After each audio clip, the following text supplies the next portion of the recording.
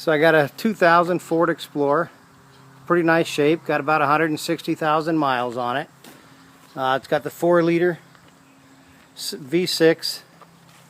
Alright, a few weeks ago started having some really odd sounds come out of it, and the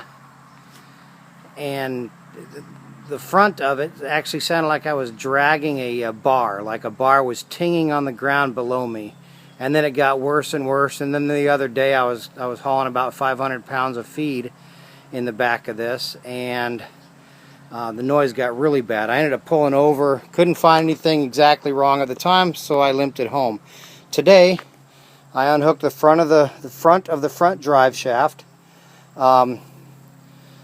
taped it up underneath, and then drove, and the sound wasn't there, so I figured this has got to be my issue. So today, and then I pulled it off when I got home again, and you can see the rubber gasket that goes inside of here has come apart. It has failed. Down inside of there, all the grease and everything is hardened or come out. There's some bearings in there. So basically this has failed.